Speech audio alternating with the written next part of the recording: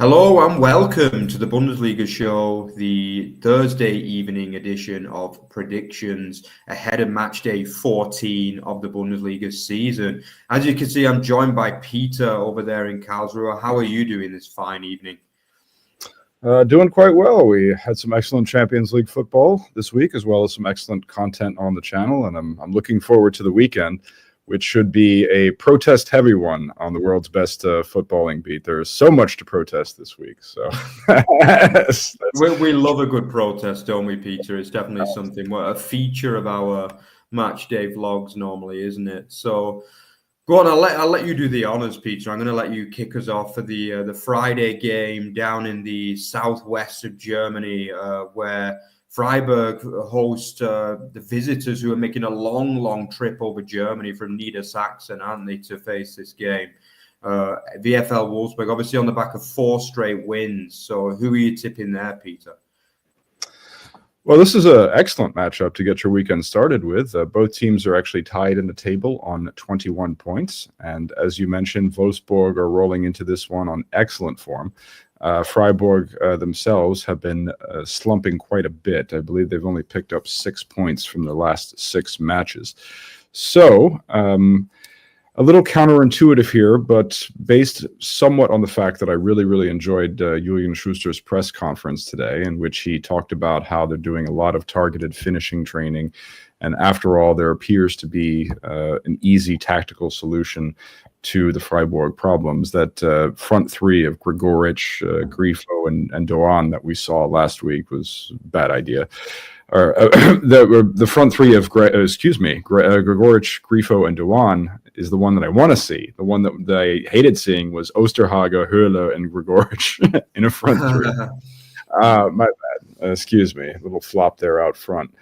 But it should be a good match. I hope there's a lot of goals in it. Mohamed Amoura is, of course, the real star of the Bundesliga now. As a matter of fact, he has exceeded that of Michael Elise and other newcomers in terms of his scorer points totaled thus far this season. And he's actually off to a better start than some of the Wolfsburg legends like Edin Dzeko, Grafitsch, Kevin De Bruyne. Since arriving this summer after he overcame that injury, of course. So long as Ralf Hasenhüttl doesn't cave in to Jonas Wind and move Amora out to the wings, because I don't think he has the pace, they should be okay, Wolfsburg. But I'm still going to tip a 3-2 Freiburg victory in this. So I'll be hoping for goals in the Friday night curtain raiser. Yeah, interesting tip. I mean, it's obviously Wolfsburg just on such great form. Obviously, it's 4 wins in the Bundesliga and 5 overall, if you consider the 3-0 win over Hoffenheim in the Cup as well. And, it's Merry Christmas, really, to Wolfsburg at the minute, isn't it? I mean, things haven't been as good for them for a long time, probably going right the way back to the Oliver Glasner days, to be honest, of 3.5 seasons ago, because I can't remember the last time they put so many wins together. The normally inconsistent Wolves. Freiburg, I tipped them to lose the last game at home against Gladbach, and I was very much left to regret that one in a game which they played well and dominated, really, and won quite comfortably. So I'm a little bit reluctant to tip against them again here. Wolfsburg did win at Freiburg at the back end of last season via that amazing Maxime Lacroix strike, which pretty much helped Wolfsburg stay in the division at that period. But obviously, this game looks more likely to be a Europa League qualifier in this particular season. I agree that there'll be a lot of goals. I think, there's a lot of quality in both teams. I agree with you, Peter, that I hope we see Grifo and Doan both start together in this one, because they always look a lot better than when them two are starting together. Wolfsburg are going to score, but I was a little bit disappointed with them defensively last week against Mainz. I think they looked a little bit open. So Freiburg will fancy a goal or two themselves. I'm going to go for a 2-2 draw in this one, but I think it'll be a good curtain raiser for the weekend. But I'm going to put Peter's score up there because he led on this particular game. So yeah, moving on to Saturday, an interesting game as well between two on-form sides, really, you'd say at the minute. FC Augsburg against Bayer Leverkusen. I mean, Leverkusen now 6 straight wins since the last international break, and it just keeps getting better and better for them, doesn't it? We're certainly starting to see the Leverkusen of old now. I mean, I thought that was another superb performance against a very strong Inter Milan side. You know, a game which was very tactical, you know, and to come out on top against such an experienced Champions League team like that, I think that was a fantastic result. And in my opinion, a deserved result as well. And another feather in Jabi's cap to add to the Bayern Munich scalp last week as well. As for Augsburg, they got a really good draw at Frankfurt last week as well. And I think that was a really good point for them. You know, they were a little bit more compact defensively than what we've seen on the road typically. I think Philip Tietz is back on top form, and I'm glad to see Asende starting again as well, because I think he was a little bit harshly benched after that red card he got against Mainz, to be honest, because he's always quite impressed me. I think he looks a decent striker who's got goals in him. I think Schlotterbeck is going to be vital in this game, and I think the host will make it difficult for the Werkself in this game. But I think the way things are going at the minute for Leverkusen, the stars are aligning again, basically, at the minute. And they're starting to keep clean sheets. Jonathan Tah, Hincapié, Tapsoba are all back on good form in the back line. Kovar, who I think the German media was talking about potentially being now the number one of Leverkusen, of replacing Hadatsky as a result of starting the other night in such a key Champions League game. Be interesting to see if he plays as well in this match. But I'm going to go for Leverkusen to get the job done, but I think it'll be a late winner in this one. I'm going to go for a 2-1 win with a late goal, a goal in the last 5 minutes to win this one. What do you think, Peter?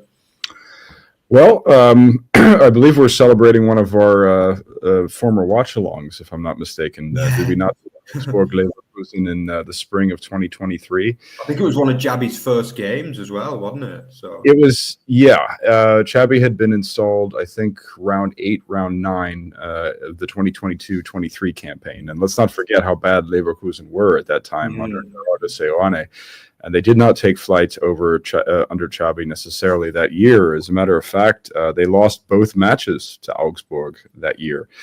But of course, that's long ago. That was many moons ago, as they like to say. And Leverkusen won both matches against Augsburg last year. Obviously, they had an undefeated season, including that famous late goal by Palacios. I think it was round 17. And that's when we really knew that Leverkusen were going to win the title.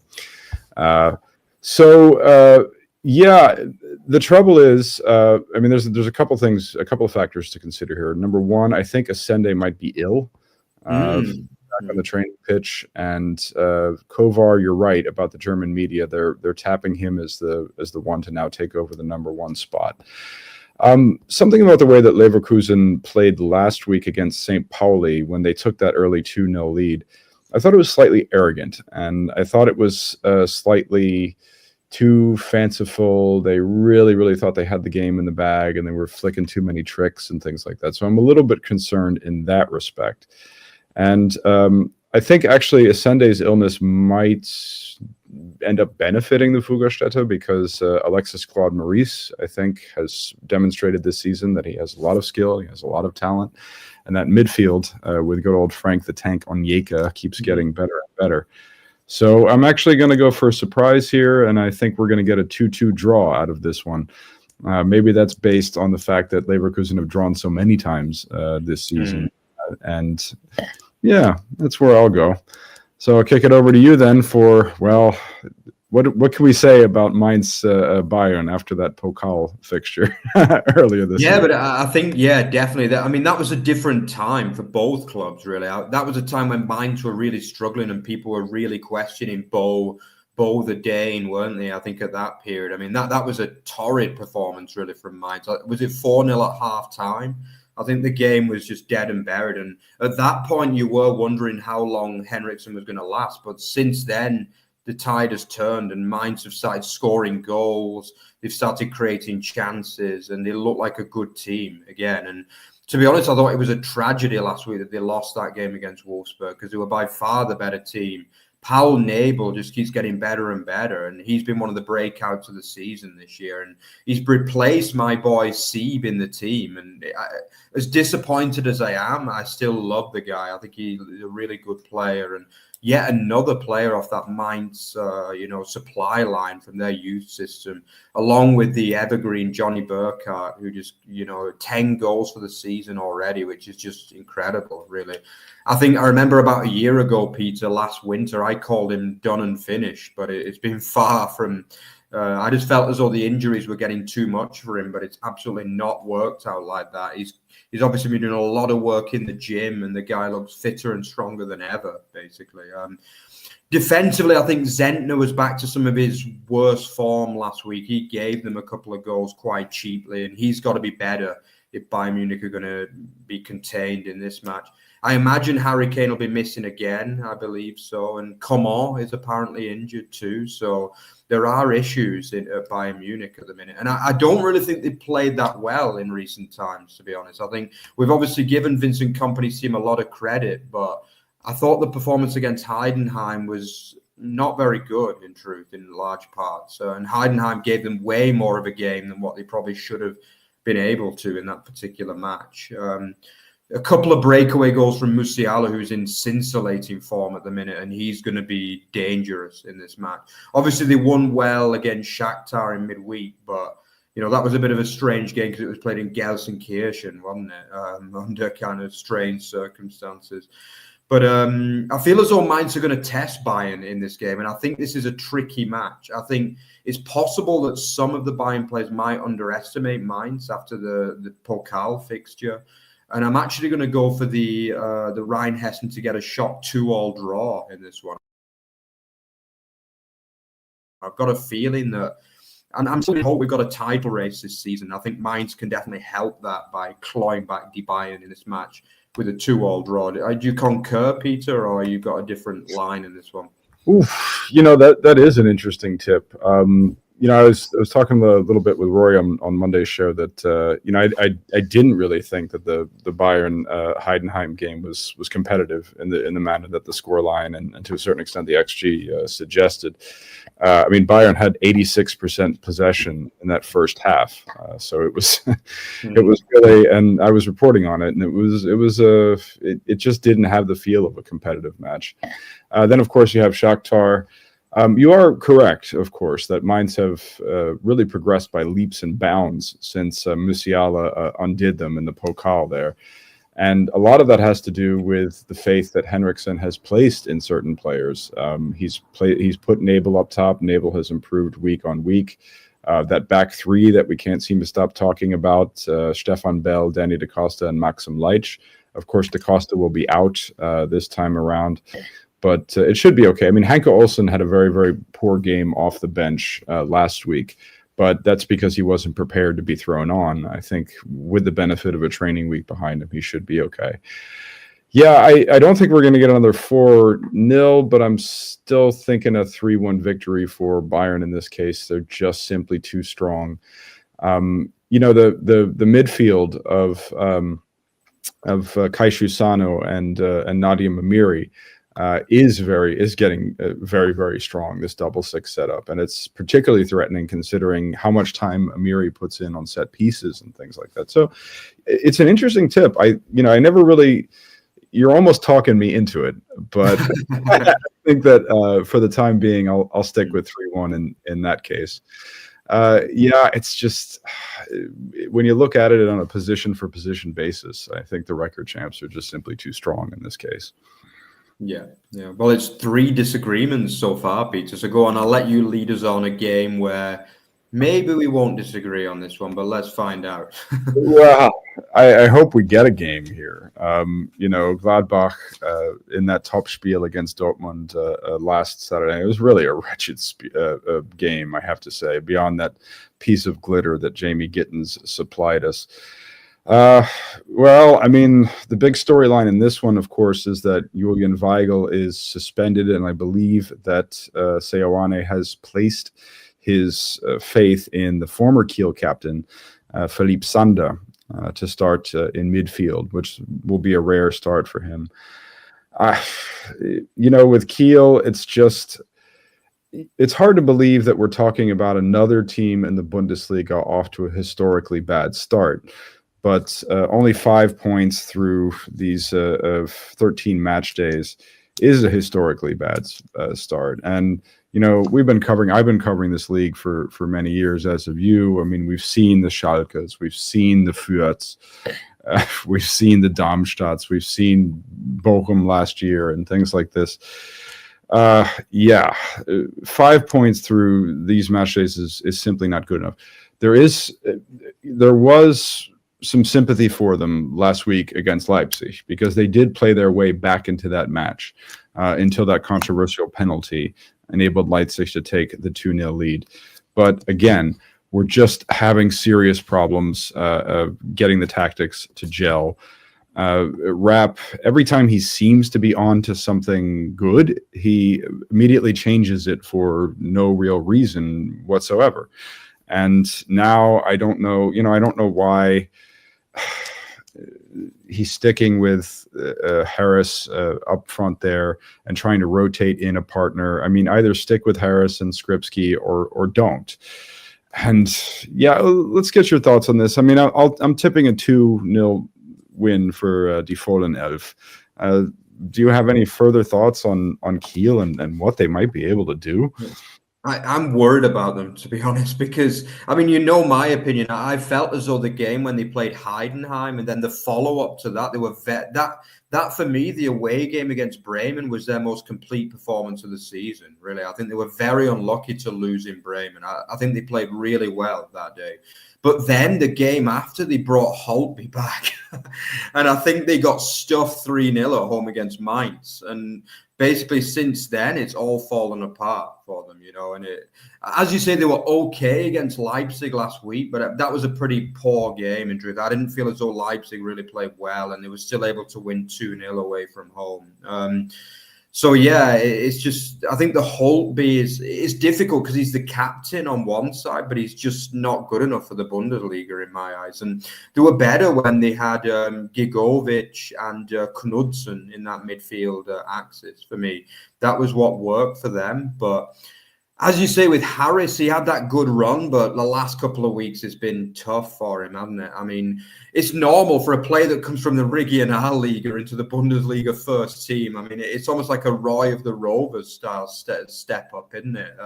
He's not going to be good every week, so maybe he does need a week out of the team, but again, it's who do you bring in, really, because they are struggling to score goals. Our boy Shuto Machino has just gone completely off the radar of late, hasn't he? Maybe we need to see him back because he was scoring goals early doors, but defensively, they're weaker than water as well. Like, they just concede it. It's so easy to score against them. It's almost laughable at times, I mean, Šeško for that first goal last week ran through the whole team, basically. And with all due respect to Weiner, I mean, he's not really a Bundesliga standard keeper, but that's normal. It's a promoted team. They've not got the money to buy a better keeper, and they've just got to roll with it, But as for the chances of staying up, you're looking at pretty much zero. I would still say Bochum have more chance of staying up than them, even at this stage of the season, to be honest. I mean, to be honest with you, I've never known a season like this. It really looks as though the bottom two are absolutely done for, to be honest, at the minute. I don't really see any hope, even at this stage, after just 13 match days, for the bottom two to get even close to the playoff, to be honest. And I agree with you. I've also gone for a 2-0 in this one because I think Gladbach will just coast through this one, to be honest. Probably a Kleindienst goal and maybe a Robin Hack goal. And I don't think it'll be a great game, to be honest, this one.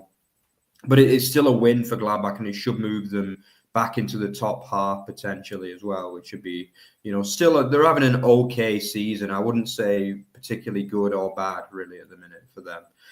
Anyway, let's move on to another interesting game between Union Berlin and Bochum.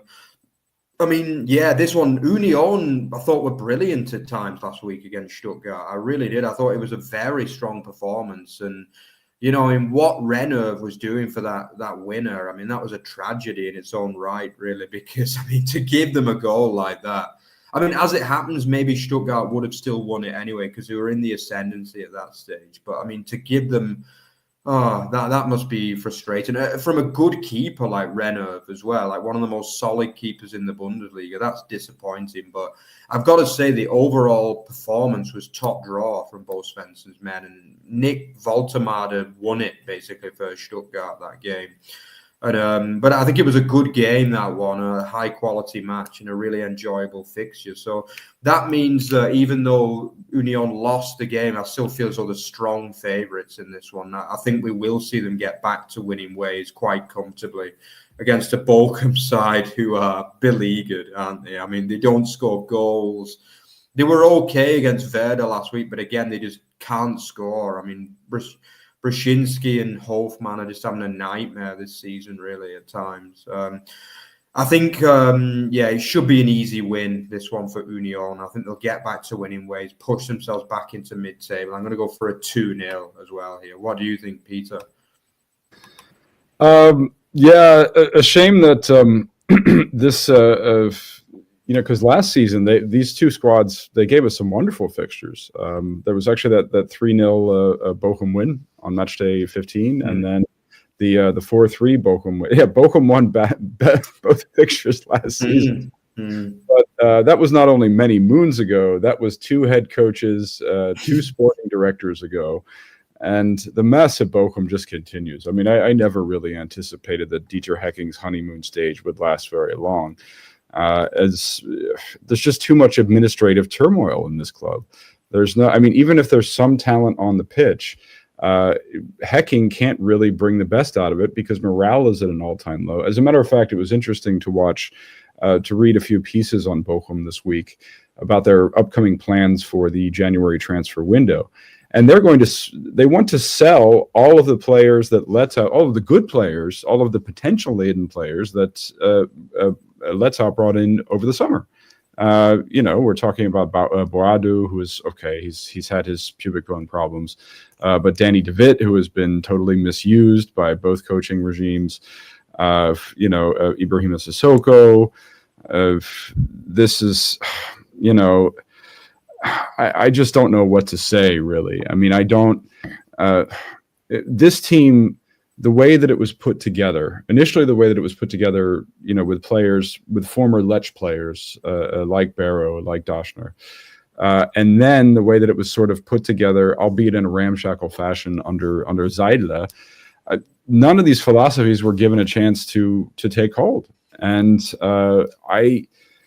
even if you could come up with a tactical formation in which something might work, where you have say Miyoshi behind Hofmann and maybe Vitek moving up, or it just, what do these players have to play for? They want to, most of them want to get the hell out of here in a couple of months, and the club has made no secret of it.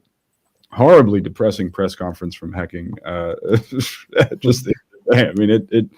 looks like he probably. I actually heard a rumor that he offered himself up to Schalke to take the coaching job this year, and Schalke turned him down. He decided he would exact his revenge upon his fellow Ruhrpott club there and take the Bochum job. Well, how's that working out for you? Not good. And I wanted to tip a 1-1 draw here because I think Union have offensive problems of their own. But I think that you're ultimately right. And I'm going to switch my tip on the fly to sync up with you once more and go 2-0 for Union.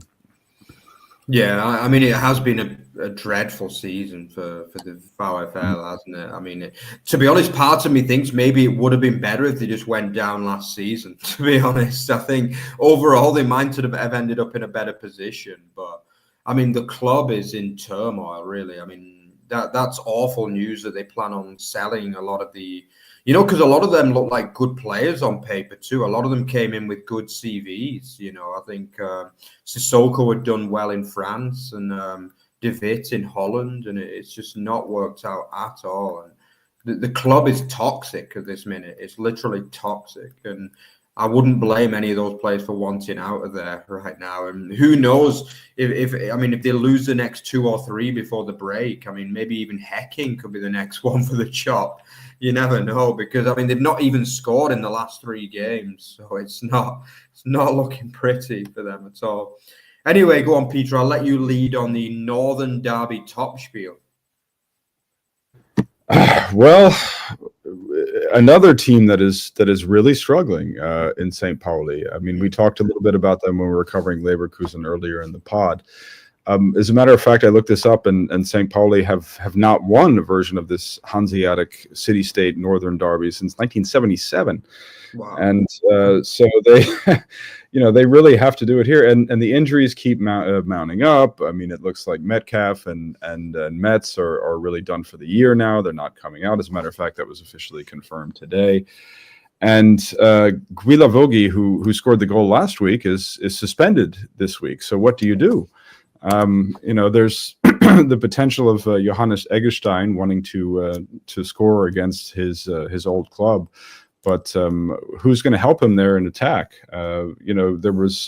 Blesson was talking a little bit about players that I even had to look up because, I had forgotten all about. It's Andreas Albers, the veteran Dane, who they signed to a contract extension. And do you know who the hell Eric Alstrand is? I mean, I'm a Bundesliga fiend here. No, I don't know who this guy is. So I just don't. Definitely a kind of obscure roster bench warmer, I think. Well, yeah, I just they're cobbling the old cliche, as the old adage goes. They're sticking plasters. They're cobbling things together. They're seeing what they can do.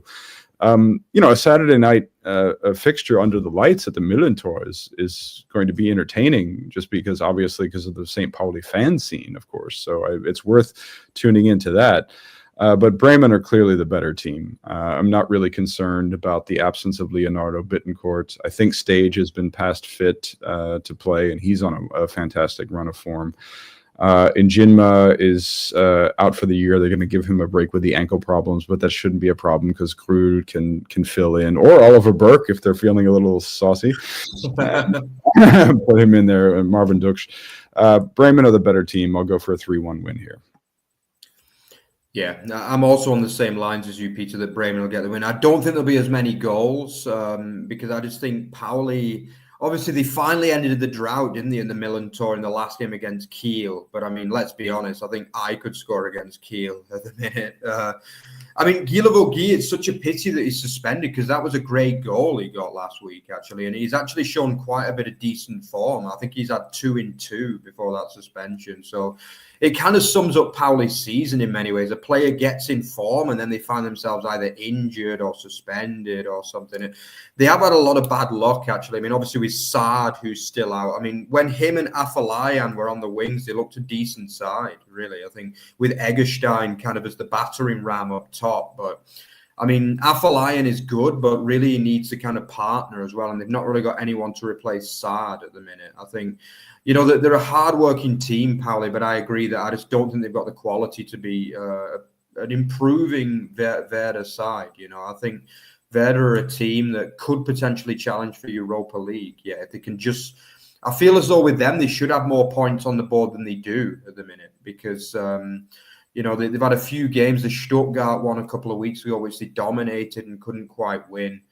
Last week, they obviously got the win in Bochum, and I think they'll do a similar job this time around. I've gone for a 2-0 win for Bremen in Pauli, which continues, both promoted teams really not having it easy this season. And I guess it's a recurring theme, really. I mean, pretty much never in the Bundesliga these days, both promoted teams stay up. There's pretty much always one team that goes down, but normally there's one team that performs above expectations as well. But this season, a lot of people thought Pauli would come together and put a run together, but it's just difficult with these injuries and suspensions and things. It's tough. Anyway, let's move on to what will most likely be a very foggy Heidenheim at this time of year down there in Schwabia. And they're going to be hosting what is a kind of local derby, really, I guess, against Stuttgart, even though it's not really a rivalry by any means, considering the difference in the size of the clubs. What can you say about Heidenheim? Sorry, I mean they are kind of imploding at the minute. They were easily beaten in Istanbul against Başakşehir. Guys who speak Turkish out there, please correct my pronunciation on that one. But yeah, I think everybody thought that they would do a little bit better in that game, but I think the fixtures and the travel is just getting too much for them. I think I've said it a few times this season. I just think the European adventure came a year too early, really, for them. And it's, I feel as though if they didn't have Europe, they'd probably have another 3-4 points on the board, to be honest. Because they're not a terrible team, but they just seem to be really struggling at the minute. And at times they look out on the feet. You know, they're so tired. I mean, to be honest, there's a few of the lads there, they don't look like the fittest of guys as well. Like the likes of Bush.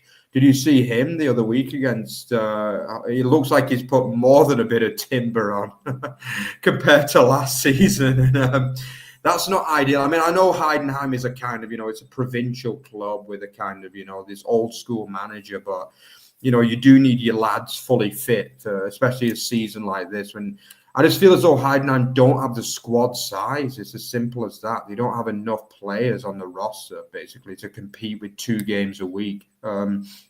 Obviously, Honzak got a goal off the bench today after replacing Breunig, who was replaced after 30 minutes as well. I believe a tactical substitution there. He's really struggled at times, Breunig, unfortunately. I feel as though Honzak is probably their only forward in form at the minute because Vanna has struggled at times in the last 2 months after a promising start. Leo Ciencia has probably found it a little bit tough to make the step up from the Dritte Liga from our beloved Ulmer Spatzen. But yeah, I feel as though this is probably a game that Stuttgart should really win. They played well against young boys the other night after a poor start, but that's a game that will give them confidence. The Champions League dream is still alive. They'll go into the last 2 games with hope that they can make the knockout stages. Obviously, they have an extra day recovery as well, and the fact that Heidenheim have to travel back from Istanbul, which is a decently long journey as well over there. So as a result, I'm going to go for a Stuttgart win in this one, a 3-1 away win. What do you think, Peter? Well, a lot to unpack there as we as we discuss sort of teams that may or may not factor into the relegation race. As you mentioned earlier in the pod, the bottom 2 are so bad.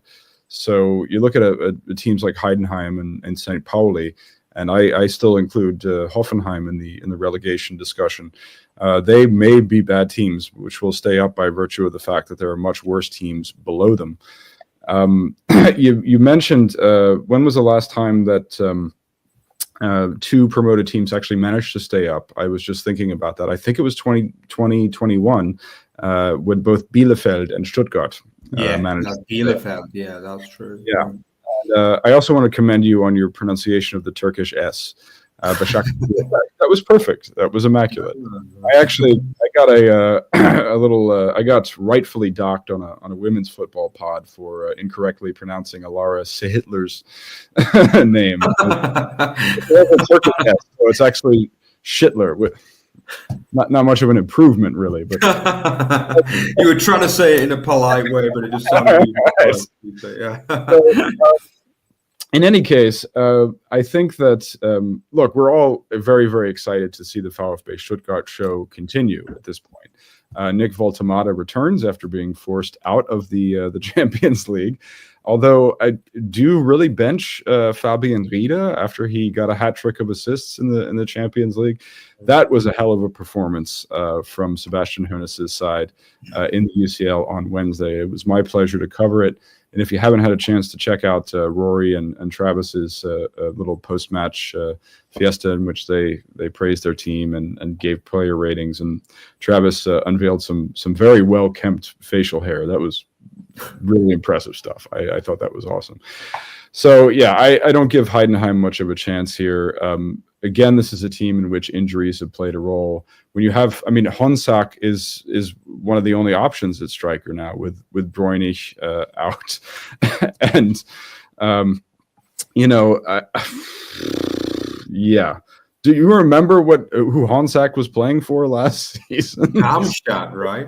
Indeed. Yeah, like at the time, it looked like a dud of a signing, didn't it? I mean, but he didn't really show anything for Darmstadt. But to Couldn't be even fair, get he's on looked that team. decent, hasn't he? But Oh Lord! So I mean, this is it's the bad news bears in the Swabian Alb, the Altbogenstäbler, if you want to be particularly German about it, and they until they get back. I mean, they don't have. Yeah, it's Kaufmann, Pieringer, and Bräunig all out injured.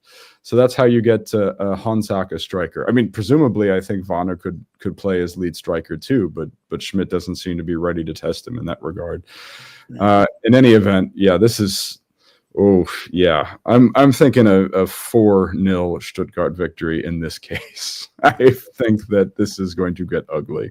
yeah, it's looking bleak for the Fußball club at the minute, isn't it? Yeah, it's it really is. I mean, they must have had one of the worst transfer windows I can ever remember a club having in the summer. Really, like I just think they lost pretty much every ounce of quality in that team. Even Kevin Sessa chose to go and join a frigging second division team instead of staying there, and he looked half decent the back end of last season as well.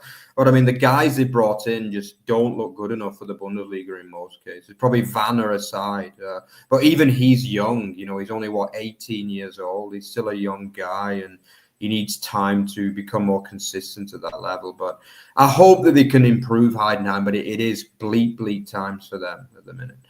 Anyway, let's move on. So, Peter, a game that we saw last season, didn't we? Obviously, it was in Heidenheim, but it is Dortmund-Hoffenheim. Who are you going for there? Who do you think I'm going for? It's actually, yeah, it was in Hoffenheim, and we saw that one. And actually, Hoffenheim beat Dortmund in the reverse fixture. They did, yeah. Yeah, but that was thanks to 2 Maximilian Bayer goals, and Bayer is now with Dortmund. So I think it's important to note that my prediction on the carnage that would ensue with Christian Ilser's Hoffenheim last week against Freiburg did not ensue. They actually pulled out a respectable 1-1 draw. But I think that you'll see the carnage this time around. I have to say it again, the way that Ilser is managing his personnel, dusting off Diadi Samaseku, benching Grillage, not giving clear roles to Kramaric or Bischoff. You can complain about how Matarazzo was playing all of these players out of position before, but Ilser just seems to have no clue. And what we saw, spare a care for my poor Bully News colleague, Oltan Corcoran, who this evening had to report on that horrible 0-0 draw with the Romanians were there at the Prazer Arena. Dortmund, I thought the champions, it was largely a very good performance against Barcelona, particularly good performances from Duranville and even Gio Reyna, whom you may have forgotten even plays for Dortmund. But I thought he's a forgotten man if there ever was one. Indeed, yeah. Well, I mean, it's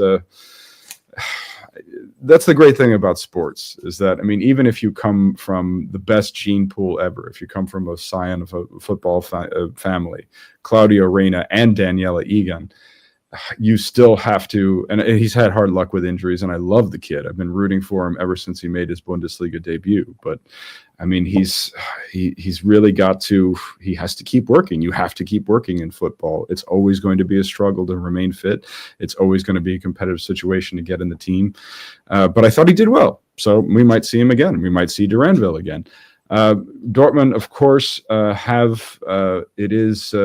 it's a confirmed Bänderriss with an ACL tear for Schlotterbeck, and with Anton also out, I think the solution is going to be to slide Rami Benzebaini into central defense. So we have that problem.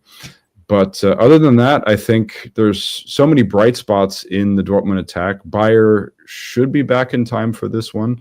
And he can play on the right. Gittins can produce magic at the drop of a hat at a moment's notice. So I really, I can't say enough good things about him. So I go for another big win in this one. We'll go 3-0, Die Schwarz-Gelben over Hoffenheim.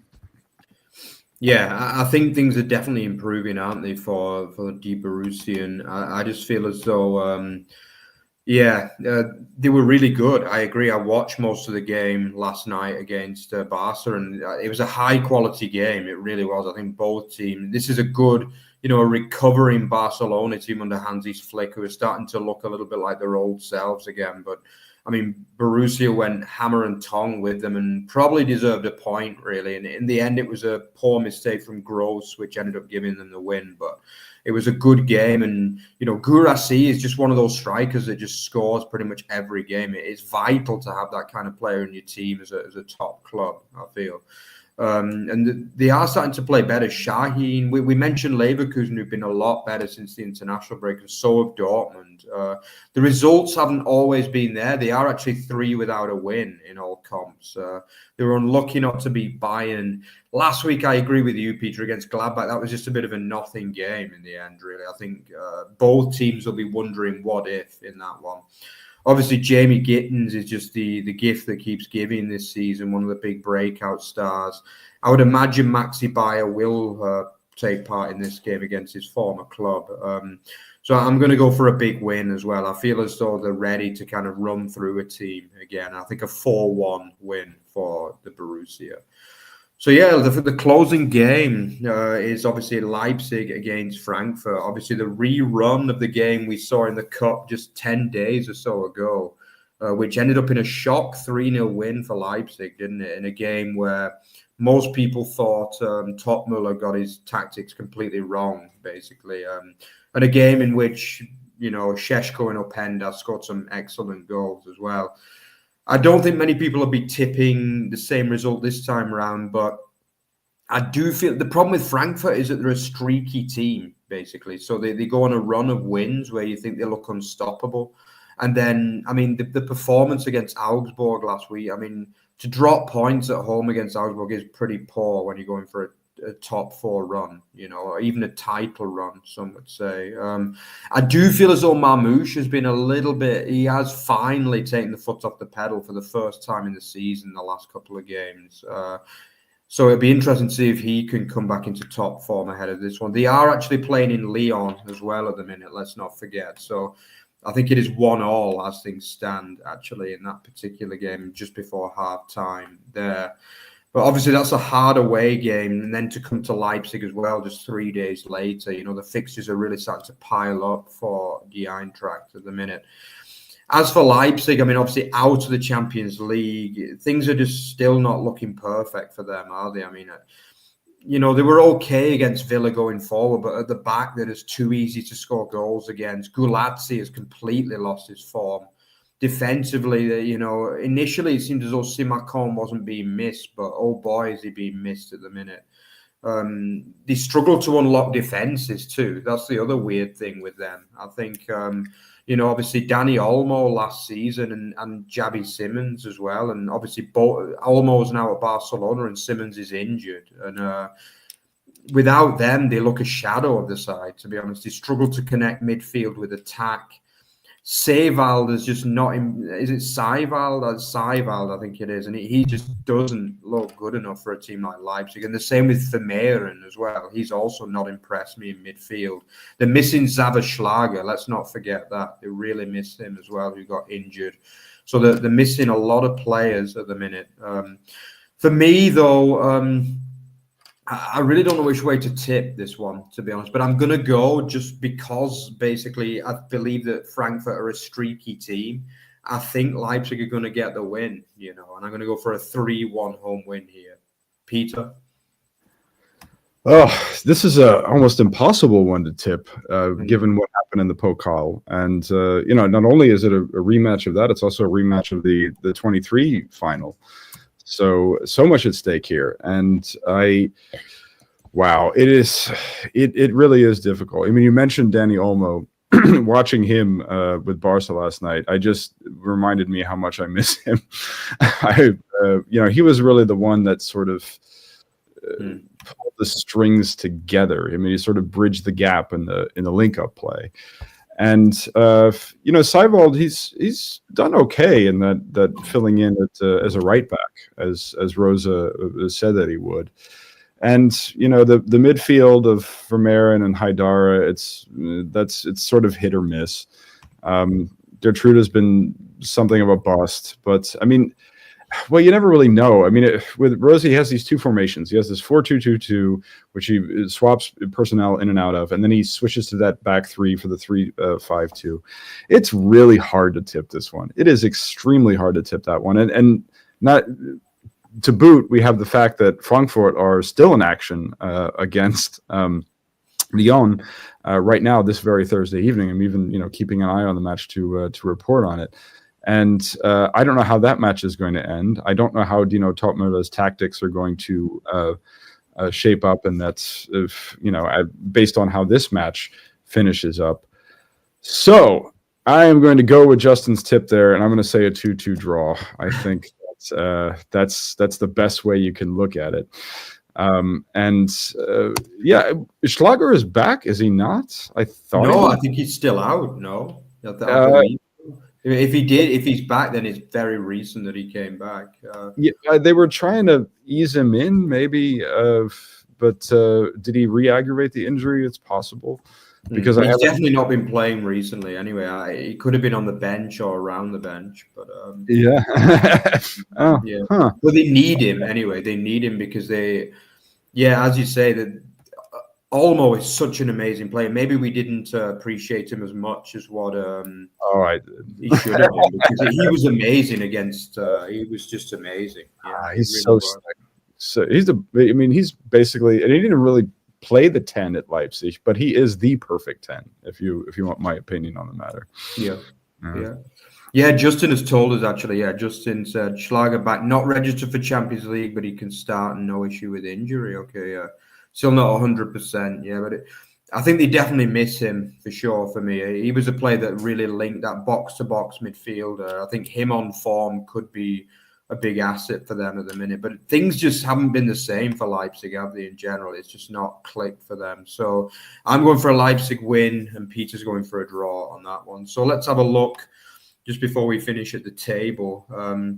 Bayern, well, obviously we put my prediction in for that one, for both Bayern and Leverkusen. That would mean that Leverkusen would split the gap to 5 points. Peter has them increasing the gap. So that's a big disagreement with myself and Peter there. Obviously, Peter went for the Bayern win and the Leverkusen draw, with obviously Frankfurt and Leipzig exactly tied on points if my prediction comes to pass, with Borussia Dortmund and Freiburg making up the Europa League places. Then at the bottom is, as it's been pretty much from day one of this season, really, it's once again Bochum, rock bottom, Holstein, Kiel, second bottom, and then Heidenheim, who continue to drop. They've had a hard run of fixtures, and this is another one of those difficult games against Stuttgart. Obviously, Pauli and Hoffenheim would be hovering just a little bit above the bottom three. So, guys, enjoy your weekend. Have a fantastic time. Enjoy watching the games as well. And thank you to some of the guys as well for checking in with us. Justin for his latest on Leipzig as well. If you enjoyed what you saw today, then don't forget to like, comment, subscribe, and turn on your notifications as well. Don't forget that we are also in partnership with Bully News and Bundesliga Boxes too. And don't forget to follow us on Instagram as well, because we vlog all of the live games. And by the way, we can announce that we will be going to some live games this weekend as well. So we're not going to spoil it just yet and tell you which ones, but there will be, we are doing one of our mega freezing cold weekends this weekend in the Bundesrepublik. So yeah, check in to the Instagram and make sure you follow us and find out where we are in the Bundesrepublik this weekend. So yeah, thank you very much, guys, again for your feedback, and we'll see you again on, well, actually tomorrow, don't forget the fantasy football as well, and we'll be back on Monday for the review. See you there, guys.